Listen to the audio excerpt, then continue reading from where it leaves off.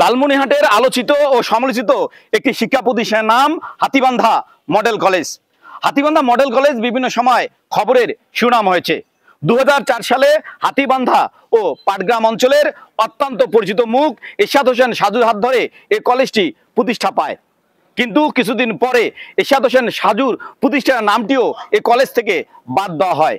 শুধু তাই নয়, কখন যে কে নিজেকে এই কলেজের অধ্যক্ষ দাবি করেন তা বলা মুশকিল।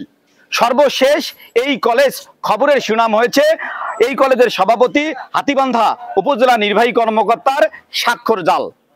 আর অভিযোগ করেছে এই স্বাক্ষর জালের সাথে জড়িত এই কলেজের ভারপ্রাপ্ত অধ্যক্ষ উপজেলা জামাতের সাবেক আমির হাসেন আলী। আজ এক সংবাদ সম্মেলনে এই কলেজের ভারপ্রাপ্ত অধ্যক্ষ হাসেন আলী দাবি করেন ইউনোর স্বাক্ষর জালের সাথে তিনি জড়িত নন। এই স্বাক্ষর জালের সঙ্গে জড়িত এই কলেজের অফিস সহকারী শফিকুল ইসলাম।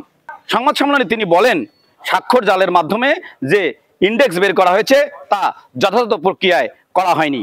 প্রিয় সাংবাদিক বন্ধুগণ, আপনারা নিশ্চয়ই অবগত আছেন যে হাতীবান্ধা মডেল কলেজটি 2004 খ্রিস্ট প্রতিষ্ঠিত হয় এবং 2005 খ্রিস্ট থেকে একাডেমিক কার্যক্রম শুরু হয়। কলেজটির কার্যক্রম সুন্দর ও সুশৃঙ্খলভাবে চলছিল এবং পাশের হার সন্তোষজনক ছিল, কিন্তু পরবর্তীতে অধ্যক্ষ পদের দাবিদার 3 জনের মধ্যে দ্বন্দ্বের কারণে কলেজের একাডেমিক কার্যক্রম স্থবির হয়ে যায় এবং অবৈধ নিয়োগপ্রাপ্ত হওয়ায় তারা বহিষ্কৃত হন। 12/7/2024 তারিখে বিগত জিবি এবং 13/5/2025 তারিখে উপজেলা নির্বাহী কর্মকর্তা ও সভাপতি হাতীবান্ধা মডেল কলেজ হাতীবান্ধা লালমনিরহাট আমাকে ভারপ্রাপ্ত অধ্যক্ষ হিসেবে নিয়োগ প্রদান করেন এবং আমি এ পর্যন্ত দায়িত্ব পালন করে আসছি। প্রিয় সাংবাদিক বন্ধুগণ, আপনারা নিশ্চয়ই অবগত আছেন যে বিভিন্ন সামাজিক যোগাযোগ ও পত্রিকার মাধ্যমে আমার বিরুদ্ধে অনিয়ম, দুর্নীতি ও সভাপতি মহোদয়ের স্বাক্ষর স্ক্যান করে 13 জন শিক্ষক ও কর্মচারীর ফাইল বিলের জন্য প্রেরণ করা হয়েছে মর্মে অভিযোগ উঠেছে। প্রিয় সাংবাদিক বন্ধুগণ, আমার অফিস সহকারী মোহাম্মদ শফিকুল ইসলাম ডিও অফিসে প্রত্যানের জন্য প্রেরিত আবেদনপত্রে সভাপতি মহোদয়ের প্রতি স্বাক্ষর ও সিল ছিল। ডিও প্রদত্ত প্রত্যয়নপত্রে সংক্ষিপ্ত সময়ের মধ্যে শিক্ষক কর্মচারীদের ফাইল স্ক্যান করে ডিডি অফিসে পাঠানোর সময় আমাকে ও সভাপতি মহোদয়কে অবগত না করায় আমাদের উভয়ের স্বাক্ষর ও সিল প্রত্যয়ন করে পত্রে স্ক্যান করে পাঠিয়ে দেওয়ার কথা বিভিন্ন যোগাযোগ মাধ্যমে জানতে পেয়ে আমি আমার অফিস সহকারী মোহাম্মদ শফিকুল ইসলামের নিকট বিষয়টি জিজ্ঞাসাবাদ করি।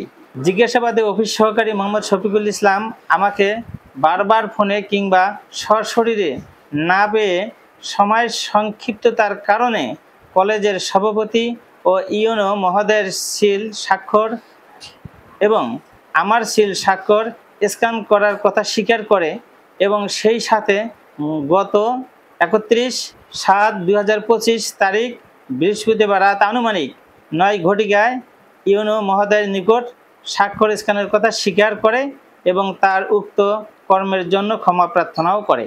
আমার অনুমতি না নিয়ে যেহেতু স্ক্যান করছে, তাই এটা অবশ্যই যে এটা সঠিক নয়, এটা সঠিক হয়নি। হ্যাঁ, না, অবৈধ ভাষা বলবো না। আইনের ক্ষেত্রে যদি আমার যেহেতু অত আইন কানুন জানা নাই, যে কাজটা যথার্থ হয়নি, আমার অনুমতি এবং আমার তো হ্যাঁ জি ইন্ডেক্স প্রক্রিয়াটা যেহেতু এই জায়গাটা যেহেতু আমার জানা মতে সব যথার্থ প্রক্রিয়া, সব যথার্থভাবে ডিও সাহেব অনুমোদন দিয়েছেন, প্রত্যান করছেন, সব যথার্থ প্রক্রিয়া।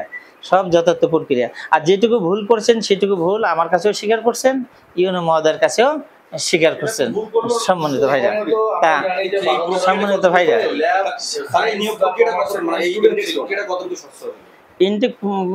ইন্ডেক্স প্রক্রিয়াটা স্বচ্ছ হচ্ছে ওইটার একটু মন্তব্য করতে পারবো না, যে যদি অনুমতি ব্যতীত স্বাক্ষর স্ক্যান করে পাঠাইছে, এই জায়গায় এখানে ত্রুটি হয়েছে, এখানে অবলা হয়েছে, সেটা জ্ঞানের ব্যক্ত করছেন যে আমাদের জ্ঞানের সীমাবদ্ধতা, অভিজ্ঞতার অভাব এবং বিশেষ সরল বিশ্বাসে আমি এই কাজটা করছি। স্ক্যান করে পাঠাতে বলছে, তাই সব স্ক্যান করে পাঠাচ্ছে।